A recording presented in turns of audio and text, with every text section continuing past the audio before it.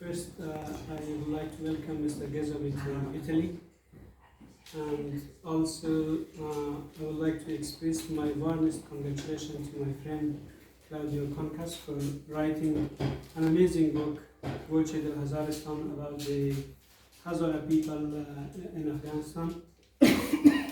Recently, I and three of my colleagues, friends, have written a research paper about the systematic violence against the Hazara people in Afghanistan since 2002 until November 2022. So I would like to briefly present this research paper to you to show how this violence against the Hazara people are systematic. Before starting my presentation, I would also like to give you some broad information about Afghanistan. In Afghanistan, we have multi-ethnic groups. In Afghanistan, Afghanistan is very, very diverse in terms of ethnic groups, in terms of cultural diversity, and also language. According to the constitution adopted in 2004, 14 ethnic groups were recognized in this constitution, including Pashtun, Tajik, Hazara, Uzbek, Turkmen, Baluch, Ashai, and blah blah. And according to some scholars, Afghanistan is the land of minorities. We do not have majority or major ethnic group. And Hazara is one of the main four ethnic groups: Pashtun, Tajik, Hazara, and Uzbek. And they have also, as you can see in the slides, there are also other small ethnic groups. Afghanistan is also very diverse in terms of language. According to some scholars, there are more than 40 languages spoken in Afghanistan, and among them Persian and Pashto are the most widely spoken language in Afghanistan. As Mr. Rضای mentioned earlier, the Hazara people in Afghanistan have endured systematic violence in late 19th century during Abdurrahman Khan regime in Afghanistan. According to some historic resources, reliable resources, more than 65% of the Hazara population were killed at that time in Afghanistan. And also, according to historical resources, the Hazara people have lost more than 60% of their lands and geography, and a big number of the Hazara people have been sold as slaves in region countries.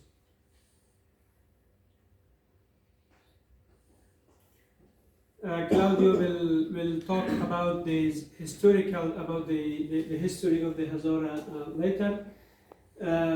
This systematic violence against the Hazara started from the late 19th century and continued until now in different ways, in different forms. From 1992 until 2001, during the first reign of Taliban regime, we have documented more than 10 massacres of the Hazara people in Afghanistan in different parts of the country. I just want to mention one or two of those massacres by the Taliban. One is the Mazar-e Sharif massacre, happened on August 1998. According to Human Rights Watch organization, around 2,000 Hazara people were killed in Mazar-e Sharif, but according to Hazara resources, more than 15,000 Hazara were killed in Mazar-e Sharif. So we have documented around 10 massacres during first reign of Taliban in Afghanistan from 1996 until 2001. The other one is the Yakhaulan, which is very famous among the human rights community. That we do not have much time to present all this in details. And in addition to the mass killing of the Hazara people in Afghanistan by the Taliban, unfortunately, the Taliban have also destroyed the Buddha statue in Bamyan in March 2001. In this photo, you can see the Taliban governor, Mullah Sarhadi, who was the Taliban governor in Bamyan in 2001, while he destroyed the statue of the Buddha. He is now back in power, and he is again the Taliban governor for Bamyan province. And in addition to the Hazara genocide, there is also a concern about the cultural genocide in Afghanistan. There are extremely concerned about the illegal excavation of cultural heritage, about the construction on cultural heritage site in Bamyan, about the looting, also about the breaking. So there are different concerns about the cultural heritage of the Bamyan. Bamyan is the cultural and political capital of the Hazara people in Afghanistan. So we, from 2001 until from 2002 until now, we have documented at least 300 incidents against the Hazara people in Afghanistan. We have the details of 273 of these attacks or incidents against the Hazara people in Afghanistan. Based on our finding, in these 273 incidents, at least 2,300 people have been killed and more than 3,000 were injured. And this paper is written based on media reports. So we have one media link or resource for each of these attacks, for each of these incidents, and we have to mention that these are extremely underreported because these are based on the media report. The type of these 273 incidents were in 6 categories. The Hazara people have been experienced summary execution, suicide attack, armed Kuchi attacks, found dead, bomb explosion, forced displacement, armed attacks, and also abduction. The Hazara people in Afghanistan have been targeted in place of worship in Moscow, in highways, in cultural festivals, in sport clubs, in wedding halls, at hospitals, at tuition centers, in cultural centers, in social gatherings, and peaceful protests in public transportations and on the streets. So there was no safe place for the Hazara people, even during the presence of international community in Afghanistan. We have been attacked in almost in all places. These attacks have been carried out by the Taliban, by the ISIS, and also by some unknown armed group that we have been not able to verify the identity of those groups. And you can see by the type, the incidents, the systematic violence. The number 1 is Kuchi attacks. The number 2, the abductions. We remember that after 2007 there was a huge increase in abducting of the Hazara on the highways, and also the armed attack, bomb explosion, suicide attack, and also here we can see the incidents by the perpetrators. Kochi, Taliban, ISKP are the main perpetrators of violence against the Hazara people in Afghanistan. And you can also see the chart based on the years. It shows that after 2014, the violence against the Hazara people has dramatically increased because the withdrawal of international community in 2014 is started, and the violence against the Hezare also dramatically increased. And this shows based on the provinces, like we have the major violence in Maidan Vardak, and then Kabul, Ghazni, Herat, Balkh, Saripul, and you can see there was no province the Hezare have not been attacked.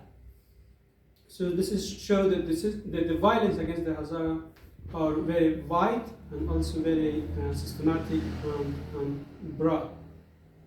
Since the Taliban came to power in Afghanistan, the violence against the Hezare has dramatically increased. The situation has deteriorated, and we in this research paper, we have documented at least 84 incidents, which in these incidents, at least 500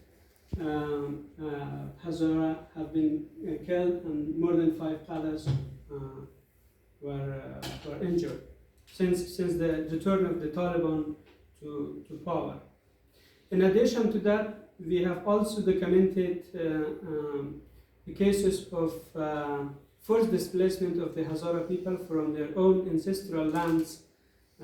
We have documented in Helmand, in Daikundi, in Uruzgan, in Ghazni, and also in Balkh provinces, like around 5,700 Hezare families have been displaced in these provinces by the Taliban. Lately, very lately, a few days ago, on 10th of November 2002, the Taliban forces have threatened the Hezare families, around 4,000 Hezare families in Daikundi, to leave their ancestral lands, and they are going to distribute it among their followers. So this is, I wanted to give a few testimonies. So this is just a picture of a Hezare woman. I want to read her sentences. I lost my husband in the explosion that occurred in 2016 at Demazang, my daughter in another explosion that happened in educational center in 2022, and my son in yesterday's explosion in a school in the west of Kabul. That explosion was the Abdurrahim Shahid school a few months ago, and this shows that some of the Hezare families are running out of children, so we're running out of family members. And this is one testimony. The other testimony is about the Sayyid al-Shahada High School in west of Kabul. On May 8, 2021, there were several explosions in front of the Sayyid al-Shahada High School. In these explosions, at least 85 Hezare girls were killed, and more than 147 were injured. And this is just the picture of this incident. And the other example is about the suicide attack on Enlightened movement in also in west of Kabul. This was one of the most unprecedented peaceful demonstration in the history of Afghanistan. But this was also ended with several suicide attacks and also explosion. As a result, around 84 Hezare protesters were killed, and more than 280 were injured. So these are just a few examples of the testimony, and this also a few pictures of the Enlightened movement protest in 2016 in Kabul. And the last testimony, but not least, is about the Najiba Foundation. As Mr. Amin Wahidi mentioned earlier about the Najiba Foundation, we lost Najiba on 24 July 2017 in a suicide attack by the Taliban. 2 years after struggling with its trauma, we established the Najiba Memorial Foundation in her hometown in Daikundi province. So the Najiba Foundation was running a public library, a computer lab, and also a girls' volleyball team. But with the collapse of the government of Afghanistan, the Taliban attacked the Najiba Foundation. They destroyed this library. This is the library that was functioning, and this is all the photo that destroyed.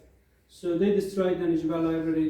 They looted the equipments of the Najiba computer lab, and the Najiba girls volleyball team is also not operating anymore, and we do not have access to our foundation premises since the Taliban returned to power. So we do not know what has happened to these resources. And this is the latest suicide attack against the Hezare people in Afghanistan. On 13th of September 2022, a suicide attack targeted Koch Educational Center in west of Kabul. In this suicide attack, at least 58 Hezare students, mainly girls, were killed, and more than 115 Hezare students were injured. And this is just the latest of this serious target killing suicide attacks against the Hezare people in Afghanistan. And so far, no of these attacks or violence against the Hezare people, all of these suicide attacks have gone with full impunity. There was no reaction from the international community or from the previous government of Afghanistan. No perpetrators have been brought to justice. So some institutions in Afghanistan,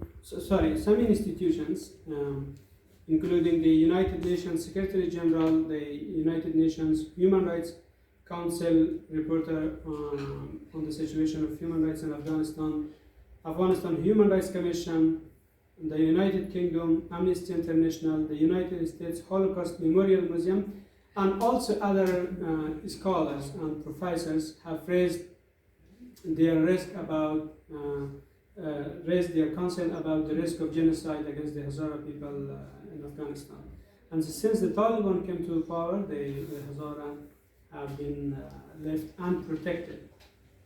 So this is also another picture, shows the Sayyid Shahada High School. I think this can easily portray the depth of suffer and also the depth of violence. And following the following this attack on Koch Educational Center,